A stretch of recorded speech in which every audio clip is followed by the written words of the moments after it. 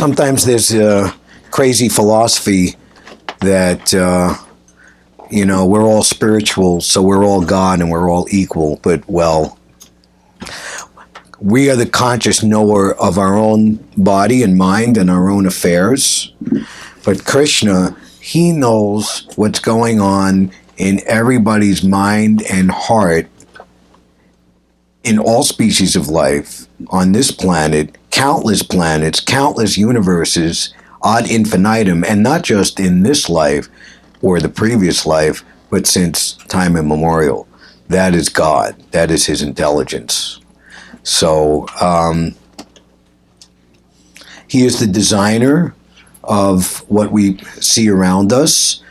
And just like if you buy some expensive whatever, Gidget or Gasmo, an iPhone.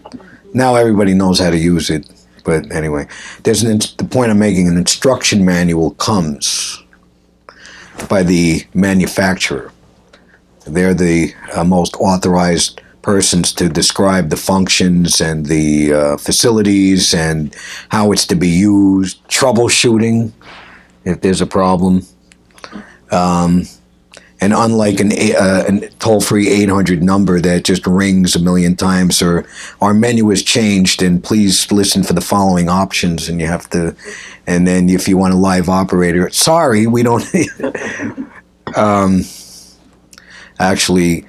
troubleshooting in all circumstances, the infallible 24/7 operator is Hare Krishna, Krishna Krishna, Hare Hare, Hare Rama, Rama Rama, Hare Hare. Krishna is present in the sound incarnation of his name, and his name is non-different than his personality, his desires, his activities, his associates who are liberated and eternal. The place where he lives, we call it Dham. Dham means the supreme abode, place of no anxiety.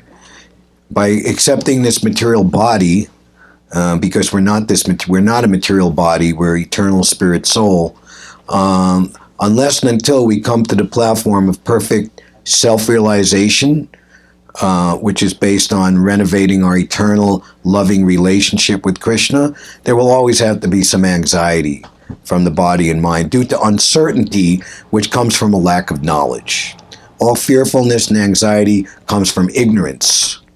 So if we know that we're not this body and that we have a much more exalted and sublime identity and existence than this temporary body that we're identifying with now, then there's absolutely no fear or anxiety. Just like if you're a mother or father and your small child becomes fearful about something, which you know very well there's nothing to be afraid about, then because of that knowledge and experience, you don't experience the fearfulness and anxiety that the child has. So Krishna has given us much information, knowledge, and Bhagavad-gita in particular is the most essential and primary, concise. That's actually, in this age that we're living in, it's very, very difficult to break even and go above and beyond all of the materialism, gross and subtle, that's going on, and just to keep ourselves afloat. It's very difficult to have enough time and enough presence of mind, like everyone did in previous ages, to be very highly elevated in spiritual intelligence and perception. So Krishna has empowered, particularly this Bhagavad-gita, with all essential instructions that we need to know. Foundationally, and when one becomes adept in the knowledge of Bhagavad-gita, then there are many other Vaishnavam Priyam Amala Purana, very pure and exalted, filled with great Ananda, Paramananda. These are Sanskrit words which means transcendental spiritual pleasure, which has no mundane comparison. This is actually what all of us are looking for, because constitutionally, we are all part of that Ananda Mai Vyasat, or energy, Krishna's internal pleasure-giving potency. That is our natural position. So the Bhagavad-gita is foundational, and then there are higher literatures, particularly the Srimad Bhagavatam, which for countless millennium has been considered to be the topmost of all revealed spiritual scriptures, and was only known by those who could read and understand Sanskrit, which is the most elevated language on this planet, because it's not off from this planet, Sanskrit, it's the language of the spiritual world.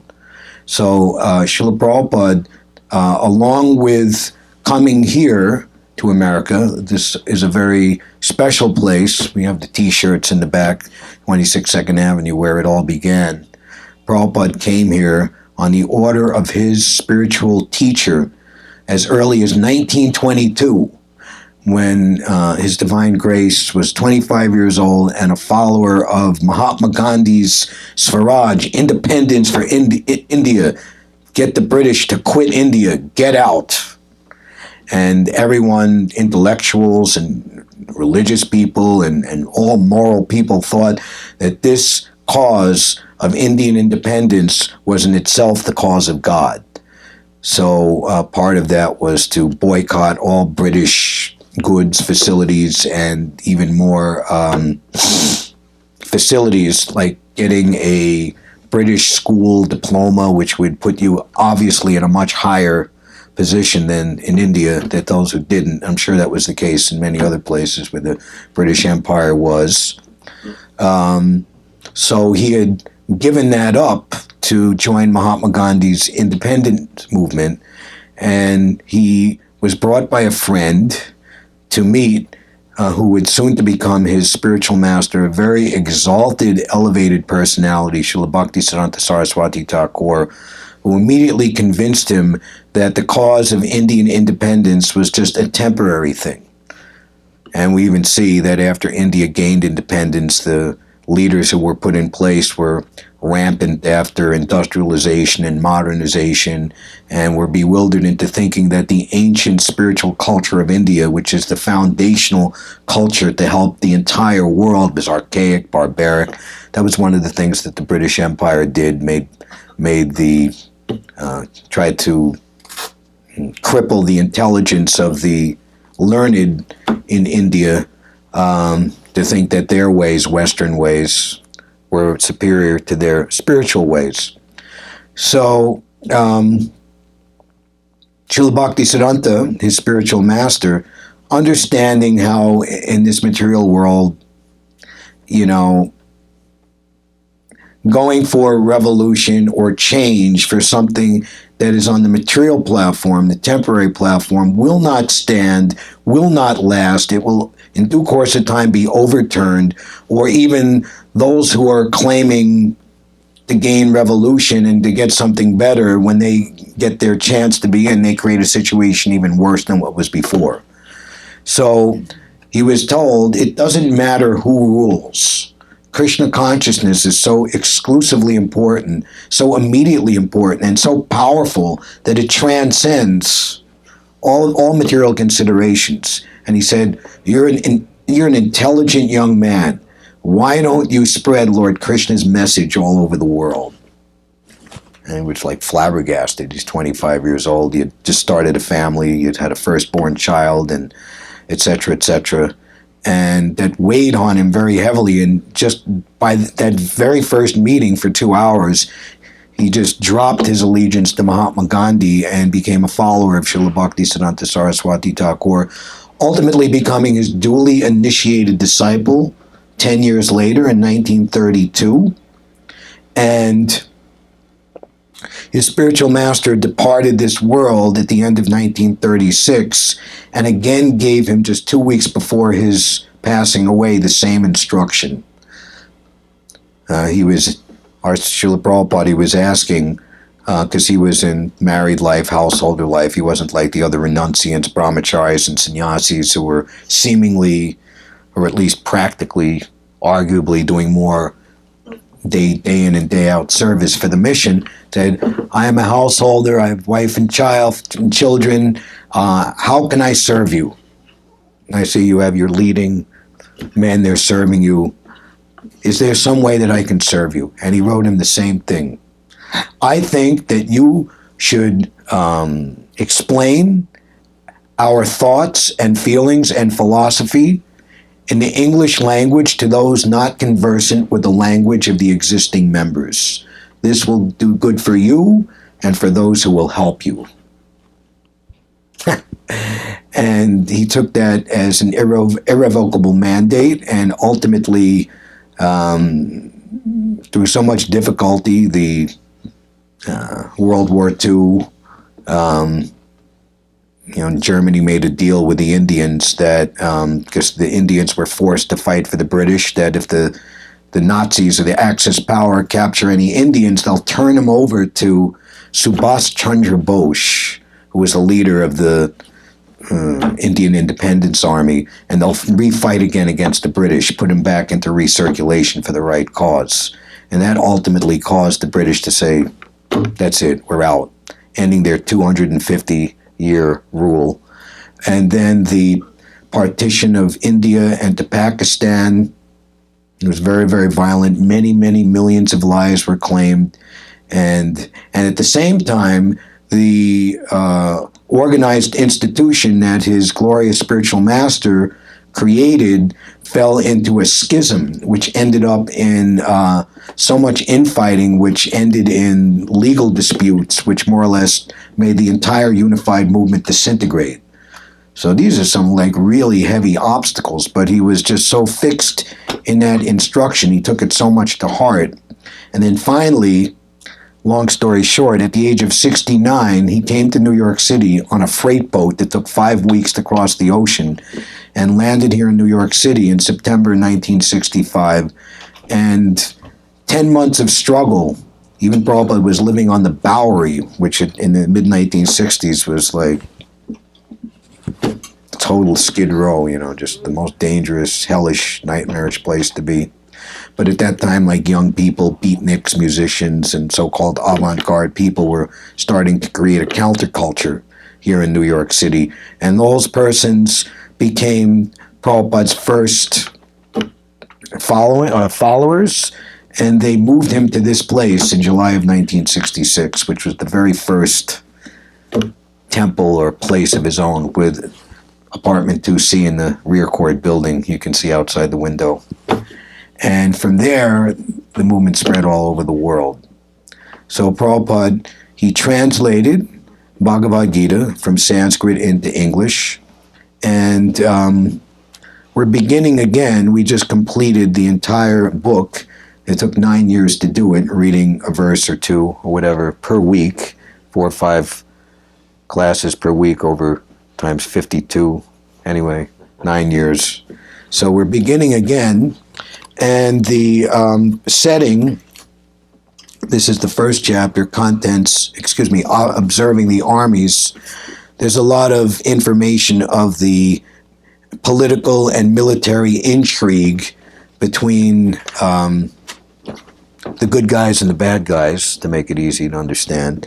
The Kauravas and the Pandavas, they were rival brothers, but the good, or the pious, the good guys, the Pandavas, they were the correct heir to the throne, and they were also very pious and exalted devotees of God, whereas the other party was exactly the opposite, and they had usurped the rightful heir of inheritance. So one thing led to the other, and ultimately that brought about the war, and the hero of the good fellows, Arjuna, is being equipped with Krishna with transcendental knowledge by which he would understand the nature of matter and spirit and the difference between the two, and to be ultimately fearless in performing his duty. So in a general but specific sense, we're all in a position, sort of course, individual to our own unique circumstances, of Arjuna, and we have a particular mission to execute in this material world, which basically means to prepare ourselves for complete and final liberation from the laws of material nature and regain our eternal life of blissful knowledge. That's what this human form of life is meant for, and it's very important that life is so molded to achieve all of that. So the instructions of Bhagavad-gita are meant for everyone in that regard. Thank you. Hare Krishna. So we're reading verse number 3, beginning, right? It was told. So we read the Sanskrit, and those who wish can take a turn saying the Sanskrit, and everyone will repeat, and then we say the translation and the purport, and we'll see how Krishna and Srila Prabhupada inspire us to speak on this, because it's, as I was saying, it's technical kind of information, not, so to speak, directly spiritual in these verses, but we'll see what happens. Om Namo Bhagavate Vasudevaya. Om Namo Bhagavate Vasudevaya. Om Namo Bhagavate Vasudevaya. Om Namo Bhagavate Vasudevaya. Bhagavad-gita, Chapter 1, Observing the Armies, text number 3. O my teacher, behold the great army of the sons of Pandu, so expertly arranged by your intelligent disciple, the son of Drupad. Purport by Srila Prabhupada. Purport. Duryodhana, a great diplomat, wanted to point out the defects of Dronacharya, the great Brahmin commander-in-chief.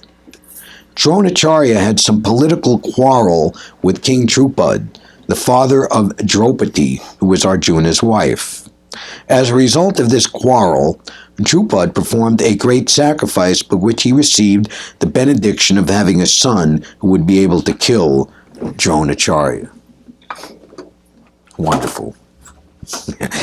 Dronacharya knew this perfectly well, and yet, as a liberal Brahmana, he did not hesitate to impart all his military secrets when the son of Drupad, Dhristadyumna, was entrusted to him for military education. Now, on the battle of Kurukshetra, Dhristadyumna took the side of the Pandavas. That's the good guys' side, Pandavas. Duryodhana is the leader of the bad guys.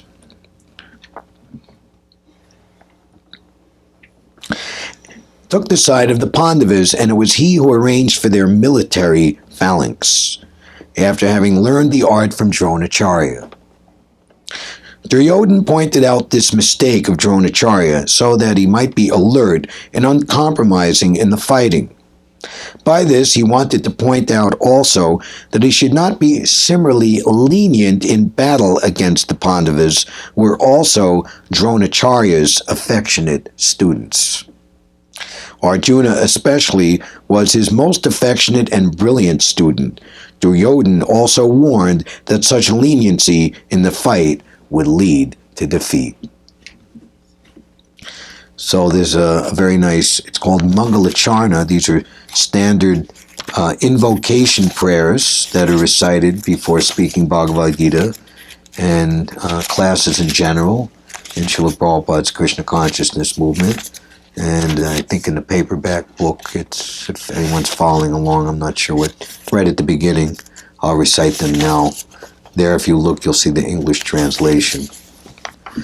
Om Jnana Timarandasya Jananjana Shalakaya Chakshur Unmilitam Dena Tasmai Shri Gurave Namaha Shri Chaitanya Manobishtam Stapitam Dena Bhutale Svayam Rupa Kadamayam Tadati Sva Padantikam Vandeham Shri Guru Shri Yuddha Padakamalam Shri Gurun Vaishnavams Cha Shri Rupam Sagujatam Sahagana Raganatan Vitam Tam Sajivam Sadvaitam Savadutam Parijana Sahitam Shri Krishna Chaitanya Devam Shri Radha Krishna Padan Sahagana Lalita Shri Vishaka Vitamscha Hey Krishna Karuna Sindhu Dinabandho Jagatpate Gopisha Gopika Kanta Radha Kanta Namostute. Tapta Kanchana Gaurangi, Radhe Vrindavaneshwari, Vrishabhanu Sute Devi, Pranamami Hari Priye. Jaya Shri Krishna Chaitanya Prabhu Nityananda, Shri Advaita Gadadhar, Shiva Sadi Gaura Bhaktivinoda. Hare Krishna, Krishna Krishna, Hare Hare, Hare Rama, Rama Rama, Hare Hare.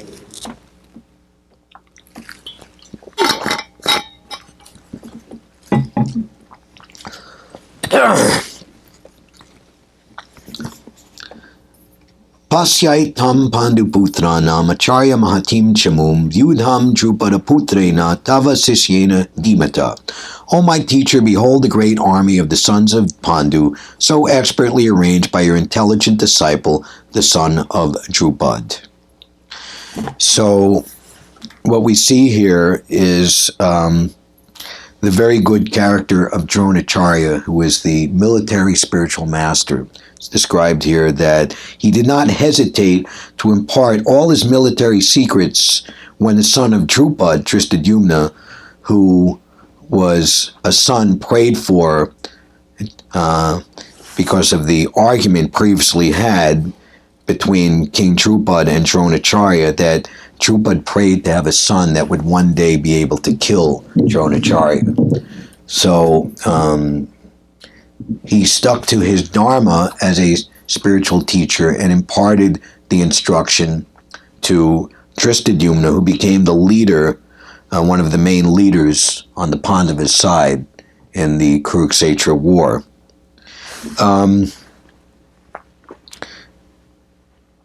Dronacharya was ultimately forced to take part against his desire. He wasn't at all happy to be fighting on the wrong side. You see, with military conscription and for so many political reasons, you can look at situations throughout history that many times this is the case. So the beauty here is that this is a description of events happening during Vedic times when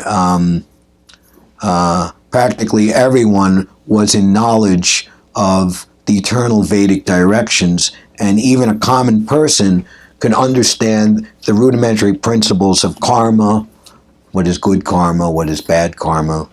In the Bhagavad-gita later, it's described that those who are discard the eternal injunctions of the Supreme Lord, they do not know what is to be done or what is not to be done. Whatever they like, which is motivated by lower material desires such as lust, greed, anger, and envy, they do.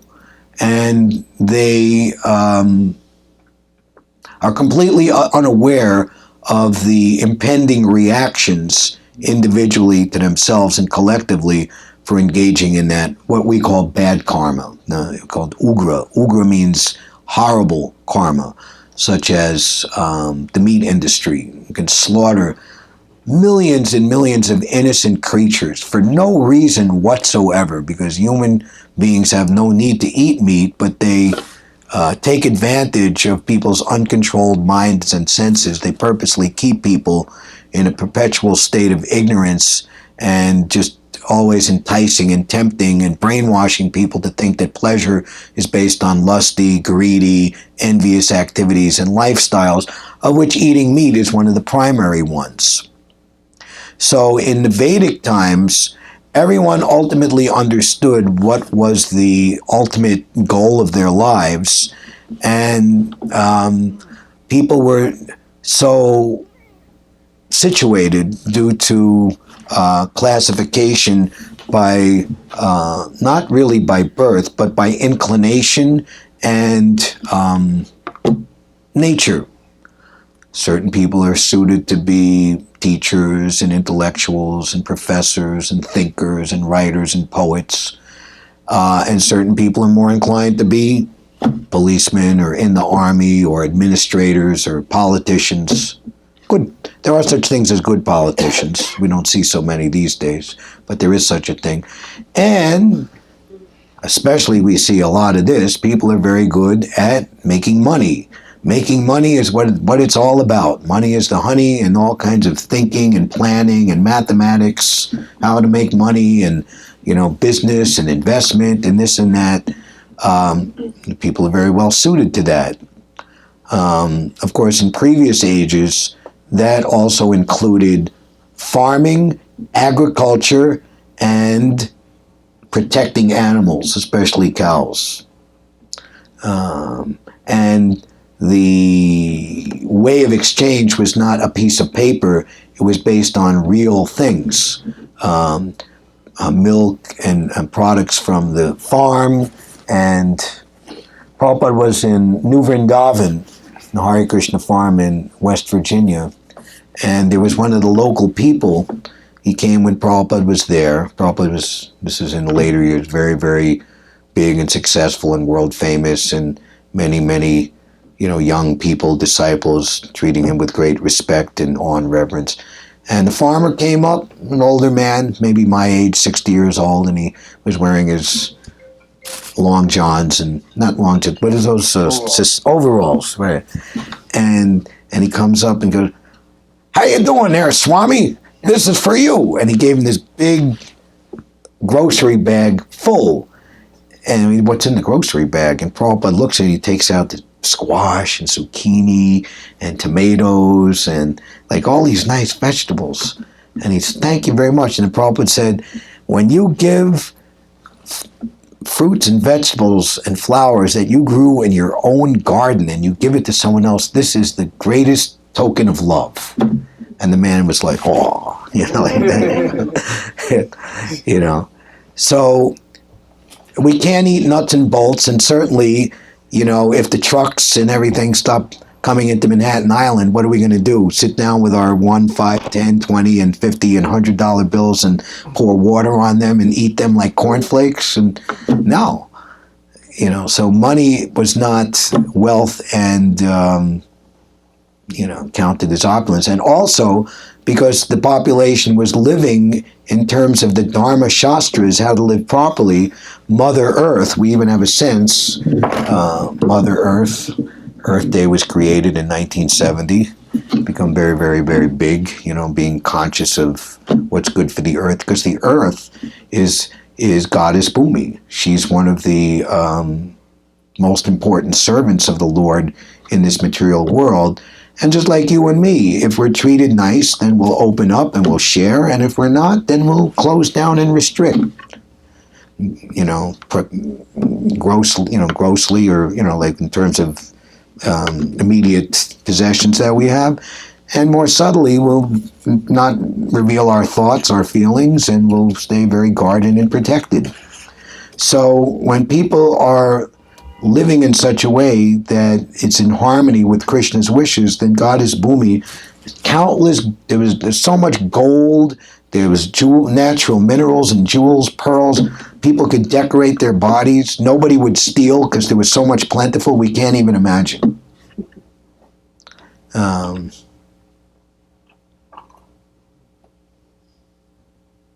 So we see here how Dronacharya, he ultimately understood what was going to happen, why this war was coming about, because Krishna wanted the good and righteous, his own devotees, to rule the planet.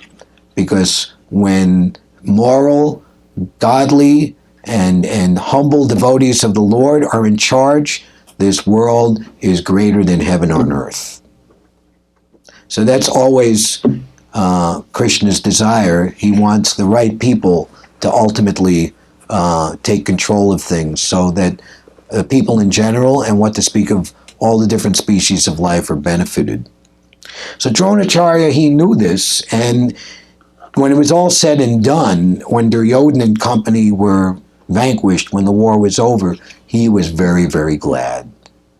Along with grandfather Bhishma Dev, he was another exalted personality who by circumstance had to fight on the opposite side, but he was very, very glad with the ultimate outcome. And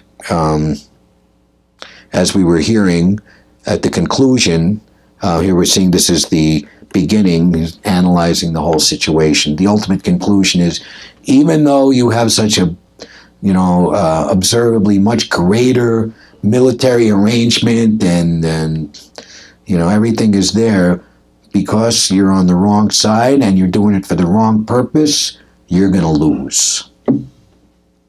So that's the faith that godly and pious and righteous people should have, that even though we're so much seemingly outnumbered by all the big armies and weaponry and big political establishments, and we just seem to be like a little drop of nothing in the ocean compared to this, that, what chance do we have? But as we see here in the Bhagavad-gita and so many other examples, that even against all odds, against all logic and reason, the righteous always win, ultimately. So in our own attempt to become Krishna conscious, to fulfill the mission of our own life, we say in the Constitution of America, everyone's created equal to life, liberty, and the pursuit of happiness, but they don't tell us what type of happiness we should be pursuing, but we are meant to pursue eternal happiness. So it was mentioned to me, but Sasha didn't explain that there was some desire that I speak about Lord Nityananda. No? Yes? Yes? Atma says yes. Atma says yes. So Krishna, Ekala Ishvara Krishna, Arsabhabhritya, he is one, but he expands himself into many personalities of Godhead. Just like we are also expansions of Krishna. No two snowflakes are alike. No two individual souls are alike. Even on the material level, we're all looking very different. We all have different natures, different looks, different everything. Maybe once in a while, somebody will find a picture of somebody who lives on the other side of the world or something. Hey, that looks exactly like you, No, I've never saw the person before. Maybe. Material nature is limited, but even within the limited material nature, it's very miraculous how everyone is so different looking. So we are the separated Jivanamsa, Vibanamsa energy. We're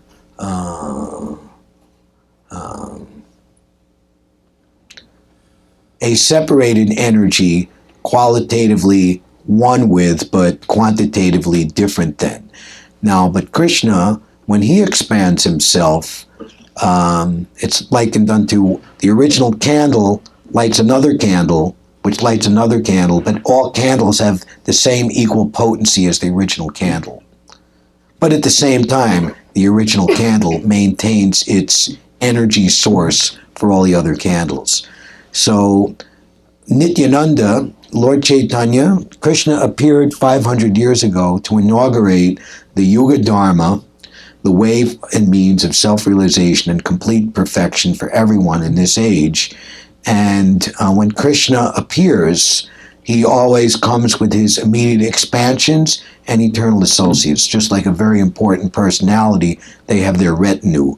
And many times, like the king, the prime minister, or the big president, is going to come and speak somewhere. But before that, the security personnel come, or the ambassador and the viceroys, and they will set everything up. So when the ultimate authority comes, everything is set up so there's no inconvenience, embarrassment, or half-baked arrangements. Everything is set in first-class position. So Nityananda is the first expansion of Krishna, Balaram, and as he comes in this time to help Krishna to inaugurate the Yuga Dharma of Harinam Sankirtan, he is one of the chief and most essential facilitators for all living entities to approach this most sublime and perfect desirable stage of life. So it's described that Lord Nityananda, he can help us become free from unwanted material desires, thoughts, and illusions, and achieve his very name, Nitya Ananda. Nitya means eternal, Ananda means pleasure. So we make relationship with Nityananda. He's known as the Supreme Personality of Servitor Godhead. So Krishna is the original candle, and all candles that lit from him, they all are imbued with an attitude of dasya prema. That means I am a servant of the Supreme Personality of Godhead. We hear this word service in the material world, and we interpolate it into what we consider to be service to, some mundane or undesirable person in this material world, and we shudder at the thought. Again, everything in this material world is backwards and upside down. That which is actually the greatest and most beautiful thing is taken to be the most undesirable thing. But service to the Supreme Personality of Godhead brings us to the position of the most congenial form of intimacy. Could you look up Savai Pumso Paro Dharmo Yato Bhaktir at Hoksajay? That's first canto, second chapter. I don't know the verse. There's a very wonderful purport there. Maybe I could read a few things. So Lord Nityananda, he is very, very kind and merciful. Actually, I put on my machine here, which I'm still learning how to use reluctantly. This is a very nice. There are different songs or prayers written by very great devotee spiritual masters who lived within recent centuries. One in particular, Bhaktivinoda Thakur, and he has written a song which is called The Song of the Broker. I am singing news of great happy tidings. At the place known as Sarabi Kunj in Sri Navadweep, the marketplace of the holy name has now been opened, and Lord Nityananda himself is the proprietor. Such wonderful things are going on in that blissful marketplace. Sri Nityananda Prabhu is selling the pure holy name wholesale merely for the price of one's faith. So the Yuga Dharma is very simple. Chanting the Hare Krishna Maha Mantra, both as we do in kirtan, which is very, very powerful because we're all coming together, and to use a legal term, we're making a class action suit that we're all claiming, we're all crying out together in one motivation for mercy. We're very conditioned and fallen in this material world. And when we get a little bit of an inkling of how exalted and sublime is the position of perfection in the spiritual world, and we realize where we're at now, then our position is to, like having the lawyer beg on all our behalfs for clemency. So Lord Nityananda, he's giving the pure holy name, which is non-different than Krishna himself. If one has Krishna, one has everything. All of one's desires are fulfilled. So to be able to, anyone can say Hare Krishna, like I make a point always to be in devotee dress, and people, Hare Krishna. Prabhupada would say, they just say Hare Krishna once in their life is successful. Yeah. So, okay, but the chanting, one time, like a university grad student was coming and going to write a report, and was very, very favorable and respectful and asking all kinds of questions, not of Prabhupada directly, but of the devotees. This is in Prabhupada's time in the 1970s, and asking for many different angles of vision. And it seemed like they were going to write an amazing report, Whereas another reporter came from like a New York Post kind of sleazy daily rag, kind of tongue-in-cheek, like sarcasm and just, and like, why do you people shave your heads? And, all kinds of not at all going very deep, just write something sensational and sell that scandal rag and make some money, And so both articles came out, and the grad student, is very, sociology and, history and analyzing and this and that, but barely the word Hare Krishna was said in there at all, if even once. Whereas the tongue-in-cheek scandal rag, thing. He was just saying, Hare Krishna, Hare Krishna's this, Hare Krishna that. And Prabhupada said, this man is chanting Hare Krishna. This is a better article. So the holy name is very, very pure. So what to speak of someone who chants it with faith, veneration, and realization? So Lord Nityananda, if you have that faith, then he'll give you the pure holy name. Seeing the assembly of devotees eagerly waiting to purchase the name, Lord Nityananda first examines each of them to test their qualification. Then he sells them the holy name by bargaining for his price accordingly. Oh, my dear friends, if you really want to buy this pure holy name, then just come along with me, for now we are going to meet Nityananda Mahajan. Mahajan means great personality.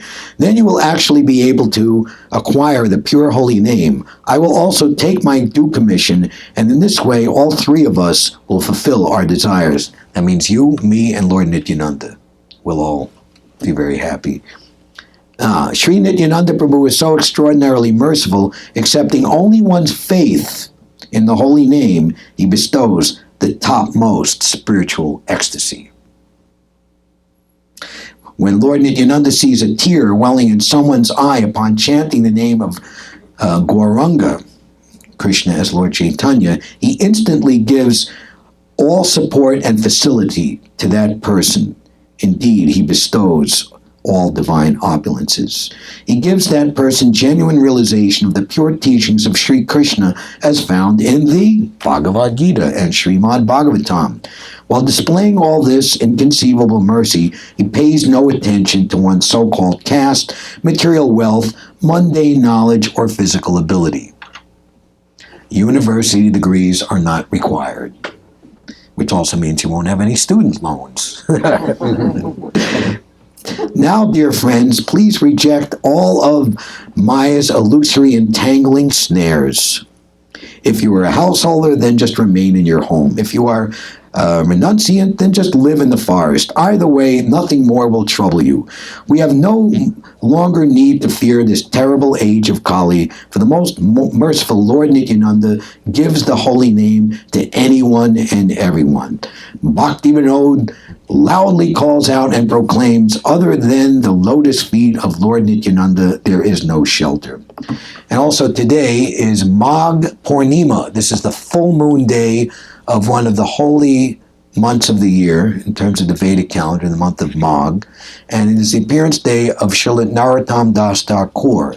He appeared in the year 1531, 3 years prior to the departure of Lord Chaitanya, and he was placed to take birth at that time to continue the disciplic succession on a very high level in great purity.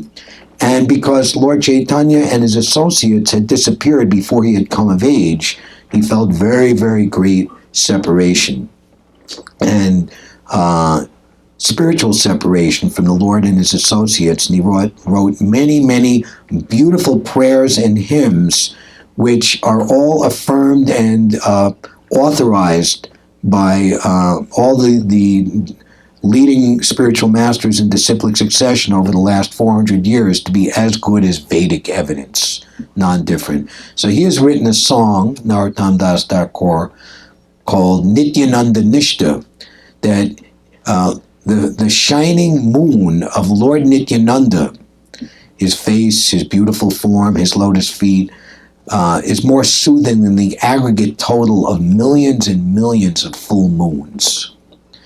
That one can get relief from all the afflictions of the material world by establishing a relationship with Lord Nityananda.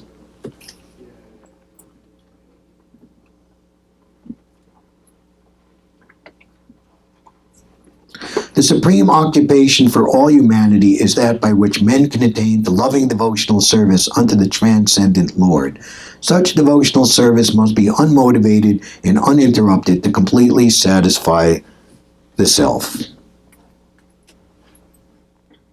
So here, this is at the beginning of the Srimad Bhagavatam, the leader of the assembly, Sutta Goswami, has been asked by the sages, what is the easiest method by which people can achieve their ultimate welfare. As we were saying, there's so many Vedic literatures, and one can be bewildered. This is why having a spiritual master, a devotee of Krishna, a spiritual master, is so important. We also say a spiritual guide. You know, we can give you a road atlas. Oh, where am I supposed to drive? I don't know. What's the destination? Or why should I go there? You know, people say, oh, every road is the same thing. Any road you choose. Not necessarily. One road leads to the highest nectar and ambrosia, and another one leads to the most diabolical, hellish horror house dungeon, you know. And it might not be readily available at the onset of the journey on the road that you choose where you're ultimately going to end up. Summarize the whole range and present the most essentials so that the people of this fallen age might easily understand the process. So, the material existence of the living being is a diseased condition of actual life. If we're spiritual and we have a spiritual body, why do we have to have a material body that gets old age, disease, and death? If we're eternally youthful, and the youthful beauty of our spiritual body is a very important constituent of our pleasing Krishna. Krishna is surrounded by very, very extraordinarily beautiful personalities. He's not surrounded by people who are, you know, anything less than that. But that seemingly perceivable beauty is based on the inconceivable beauty and purity and absolute goodness of their soul. The soul and the body of the pure devotees in the spiritual world are one and the same. Not so in this material world. So it's a diseased condition, having this material body. Unless and until we engage it in full Krishna consciousness. There's even examples of pure devotees going back to the spiritual world in their self-same body. In other words, their body transformed from matter to spirit. And Prabhupada would give the example, if you put a blacksmith's anvil into the fire and you keep it in that fire, it's not iron anymore, it's fire, and whatever it touches, it burns. Actual life is spiritual existence, or Brahma Buddha existence, where life is eternal, blissful, and full of knowledge. Material existence is temporary, illusory, and full of miseries. There is no happiness at all. Prabhupada says, what's taken as happiness is just a futile attempt to get rid of the miseries.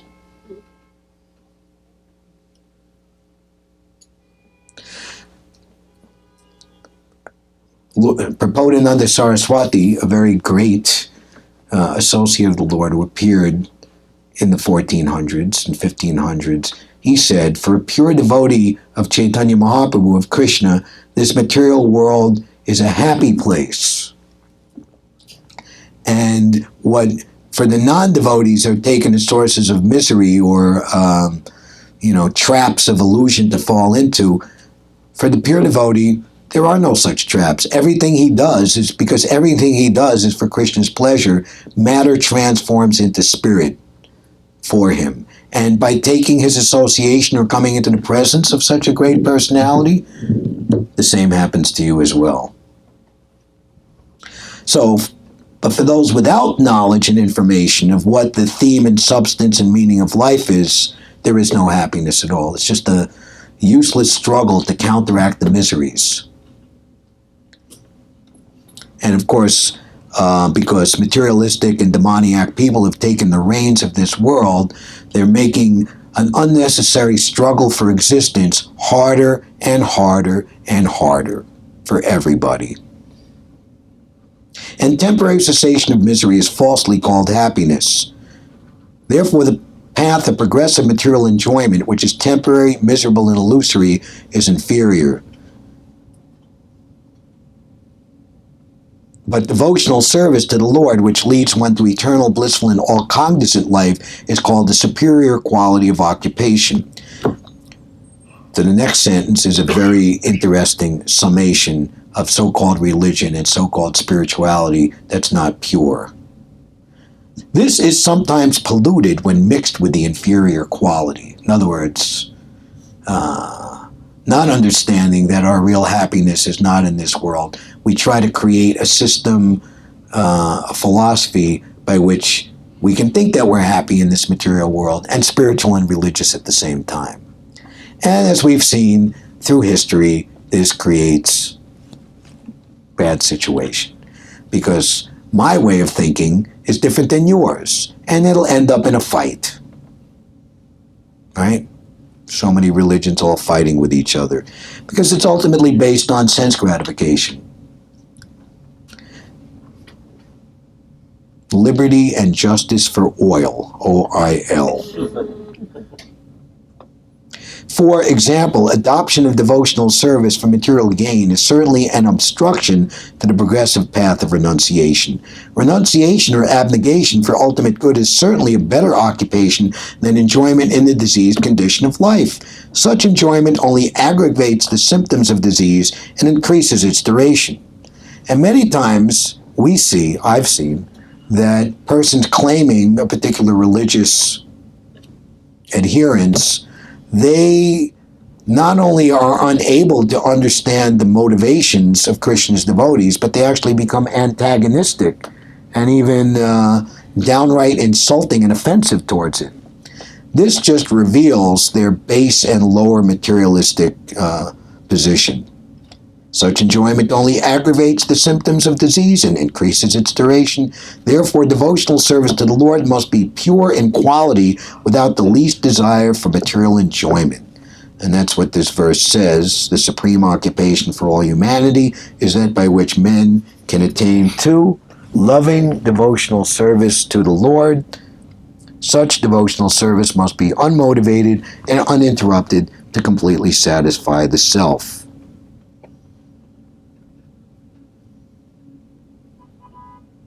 One should therefore accept the superior quality of occupation in the form of the devotional service of the Lord without any tinge of unnecessary desire, fruit of action, and philosophical speculation. This alone can lead one to perpetual solace in his service. A living being's sustenance of existence is to coordinate his activities with his eternal relation with the Supreme Lord Krishna. That is the meaning of Dharma. Dharma, translation, actual, quote, that which sustains one's existence. Not the U.S. government or the U.S. dollar. That doesn't sustain our existence. Krishna is the central pivot of living beings, and he is the all-attractive living entity or eternal form amongst all other living beings or eternal forms. Each and every living being has his eternal form and the spiritual existence, and Krishna is the eternal attraction for all of them. Krishna is the complete whole, and everything else is his part and parcel. The relation is one of servant and the served. So it's called manmata. One becomes one in loving interest. And then what Krishna wants, that's what I want. But then one's real individuality comes out. And one experiences boundless transcendental happiness. So Prabhupada had a pamphlet made early on here, 1966, called Who's Crazy? The materialists, they say that the devotees are crazy, whereas the devotees say that the materialists are crazy. Working hard, for temporary things that'll all be taken away at the time of death. Total madness. So the materialists laugh and the devotees laugh. We don't laugh maliciously, but actually we're sad. But, we just shake our head at the materialists' folly, their stupidity. But he who laughs last laughs best. But not in a vindictive sense, certainly not. The devotees of the Lord, they know the purpose of the Lord. Therefore, they mold their life in such a way that they can reach as many people as possible to give them to the chance of Krishna consciousness, which is absolutely necessary in this human form of life.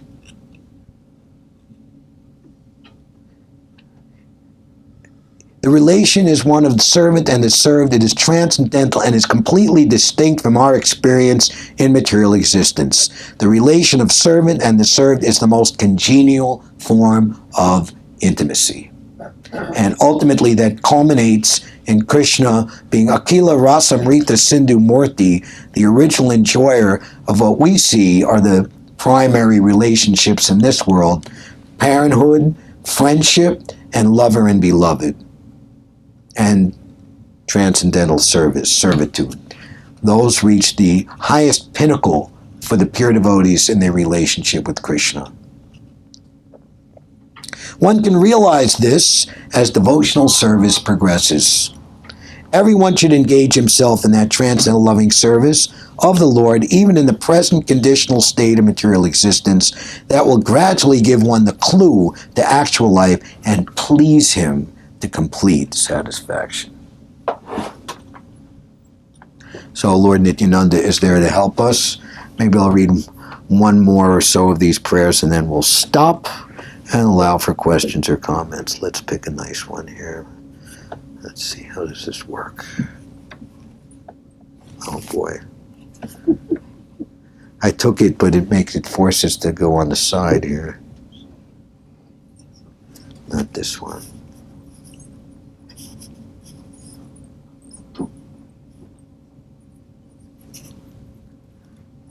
Oh.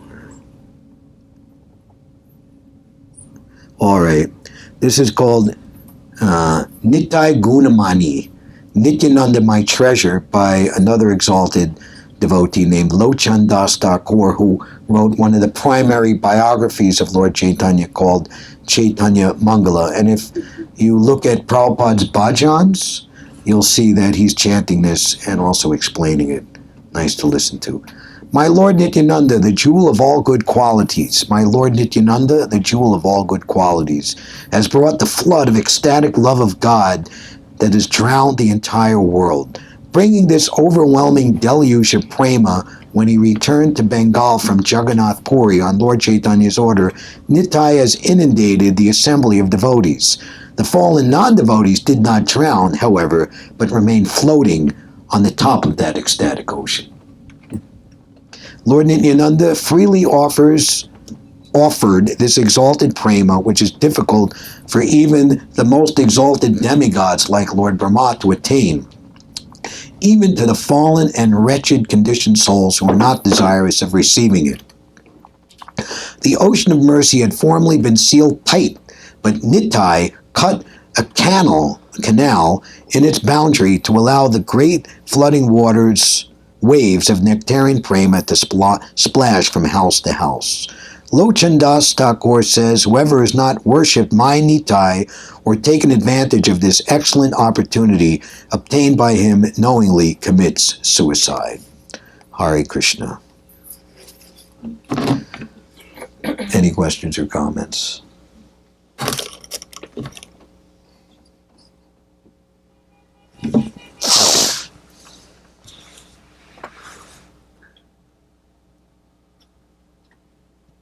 And maybe persons here who aren't, haven't been here before or aren't regular, they have a question that you might think is rudimentary, but it might be quite nice to hear it. So feel free.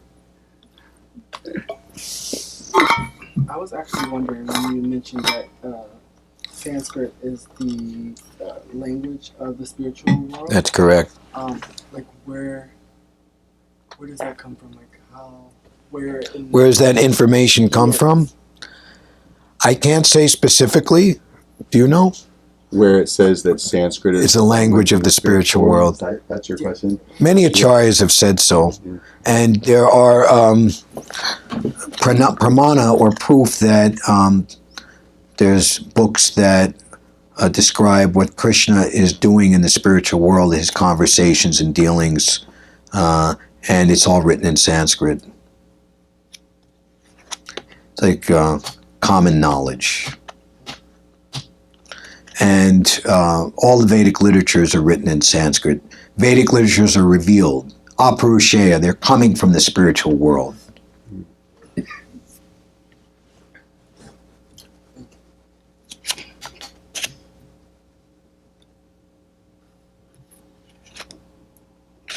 You have a question? Quick question, Prabhu. A little bit louder.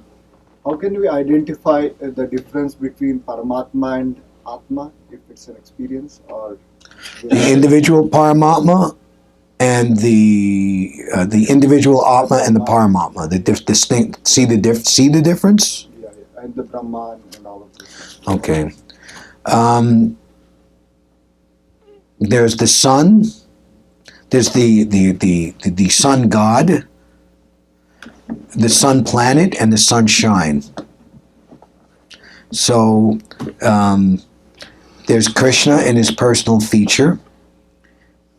For a pure devotee, he doesn't have a relationship with Paramatma. He's graduated from that. He's directly relating with Krishna face to face. Paramatma is Krishna expanded in the heart, accompanying the soul in whatever species of life when they come to the material world. He's the in-giving giver of knowledge, remembrance, and forgetfulness in accord with one's deserve and desire. So, to be able to perceive Paramatma requires great purification of one's consciousness and intention and motivation. If one is sheltered properly in a correct relationship with a self-realized acharya or spiritual master, one's training will ultimately lead one to perceive that and understand that.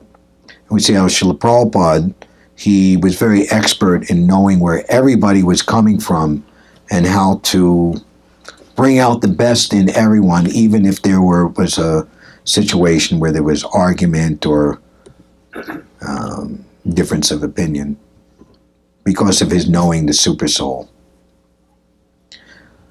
The Brahman is the all-pervasive energy of Krishna, just like you live in your house or your apartment, whether you own it or you rent it, you sign the lease. That whole area, however many square foot it is, that's your domain, and your energy and your mood pervades that entire space because it's yours. So Krishna is known as Vasudev. Vas means place, Dev means the Lord. Krishna is the Lord of every place, and his personal touch can be perceived everywhere. If you want to know it. What is that saying? For one who loves God, he can't help but see God everywhere. But for one who has no love for God, he cannot see God anywhere at any time. Avajananti mamuda manushim tanim ashritam. I reserve the right of not being exposed to anyone and everyone. For the non-devotee means someone who has bad motivation. Like we were saying earlier, the door is shut, the phone is turned off, and worse even, the police may be called. But if you're favorable, the hide key is open, is over there, get in. You're hungry, just open the refrigerator. You want to go to sleep? No problem. You need some money? Here you go. Because we're friends, you know. So Krishna's like that also.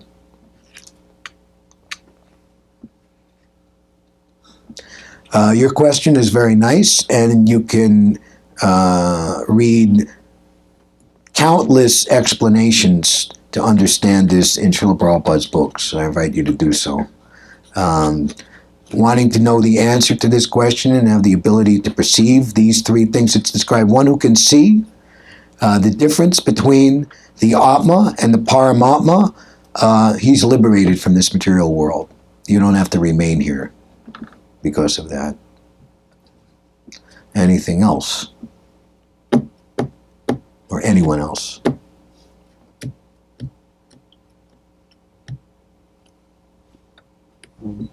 Maybe. We don't have to keep going. We could stop. I just have one quick question. Okay.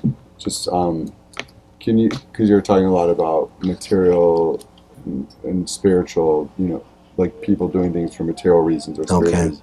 I was just wondering if you could just, it's a rudimentary question, if you could just explain the difference? Oh, very between simple. Doing something for Spiritual means Krishna is pleased, you're doing it for Krishna's pleasure, and material is you're not doing it for Krishna's pleasure.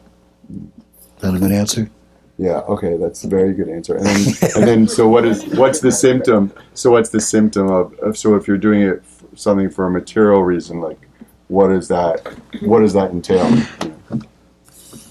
Like The ultimate outcome won't be good for you or for anyone else. Whereas if you just do something for Krishna's pleasure, it's all good for everyone, now and forever.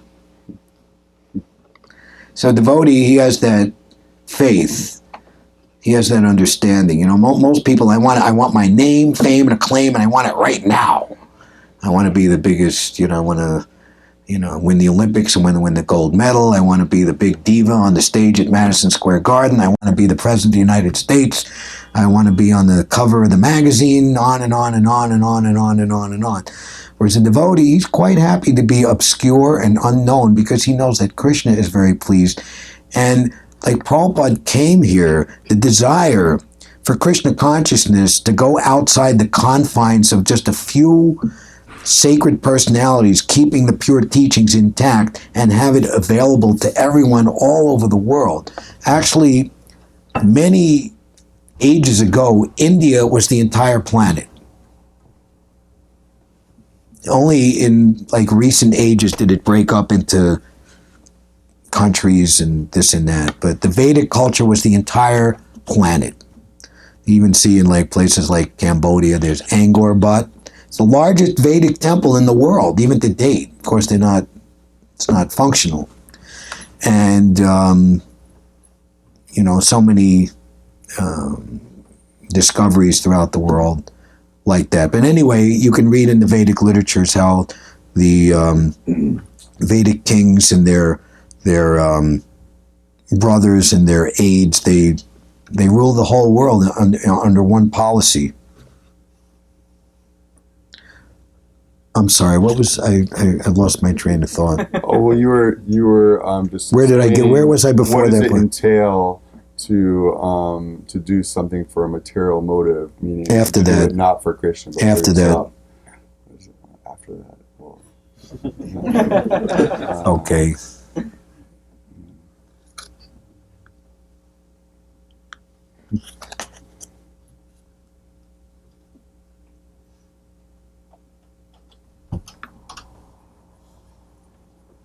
Oh, right. So, even Lord Chaitanya, Krishna came himself, and he just simply spent the 48 years of his time that he decided to stay here. He was, he introduced the chanting of Hare Krishna in India. He made some disciples who he instructed to write books about the actual foundational basis, the philosophical basis of what Krishna consciousness is. Chanting Hare Krishna, Vidyavado Jivanam. It is the source of all knowledge. Everything is known by chanting Hare Krishna.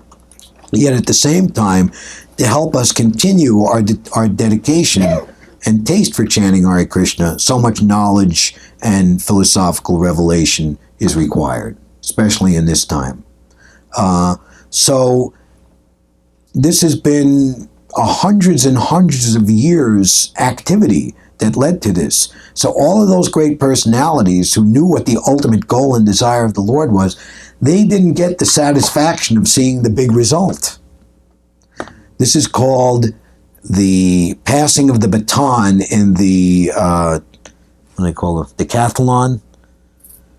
Or, they're going to have the Summer Olympics and they have the flame and they run it all around the world and one person hands it to the other.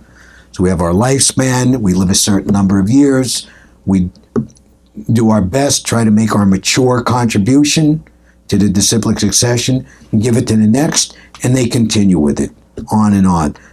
Krishna, he knows what the ultimate goal is. So if we're in accord with Krishna and he's satisfied,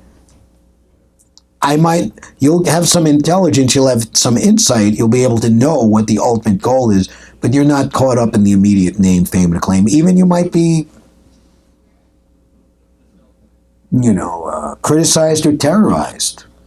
Case in point, Jesus Christ, Christianity. He himself was crucified. His immediate disciples and followers were persecuted in the most heinous ways for centuries. Ultimately, it became what it became. So, undergoing so-called suffering for the case of eternal good, that is one of the most glorious sacrifices that you can see that saintly persons make. It's described that saintly persons almost invariably accept voluntary suffering for the sake of uplifting the fallen conditioned souls. Such activity constitutes the highest method of worship of the Supreme Personality of Godhead who lives in everyone's heart as the Paramatma. How's that? I've remembered my train of thought. Excellent. Okay, so we brought it up to 7:30. Let's stop on time. Yeah. Thank you. Yes, Gaurav. So how does Krishna reciprocate with how does Krishna reciprocate initially when someone starts chanting Hare Krishna? Well, we just heard Lord Nityananda. If he sees one has a tear in his eye, he gives all facility to such person. Yeyatamam prapadyante. As they approach me, I reward or reciprocate accordingly. Just like you and me, like we were saying. You nice to me, then I'd be nice to you. You're not nice to me, then how do you block on the phone here? Push a button. I don't know you. I don't see you, and then the police are called. Something like that. But actually, Krishna, he magnifies even the little good. Like they just said Hare Krishna once in their life, and the whole rest of their life is like. Krishna remembers that.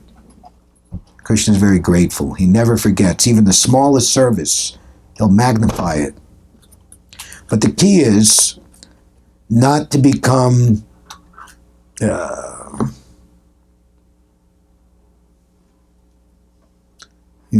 decidedly antagonistic towards Krishna. We're all in ignorance in this material world. But you take whatever on whatever good faith and do that, and it leads to more. Just like, the city parks, they don't need them this year. They put these like ice ladders, ice rescue station. You ever see that? You walk in any parks? And I live uptown, 152nd Street. I like to go to Inwood Hill Park. It's very nice. It's at the top of Manhattan there. It's really nice in there. So,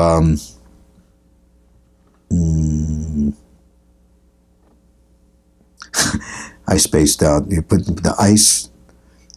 What did I say before the ice rescue? City park, the park. Before that. Blocking on phone. Antagonistic. Reciprocation. Not being antagonistic towards Krishna.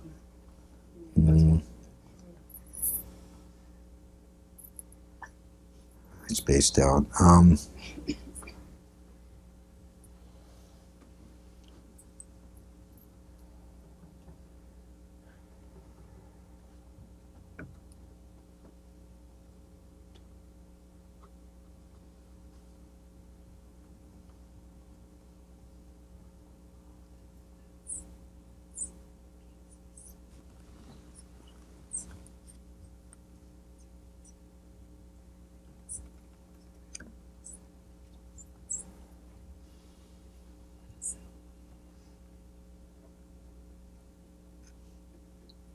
Krishna is always thinking what is our ultimate welfare. There's one place in the 8th canto where Krishna is not at all attentive to our deliverance and elevation.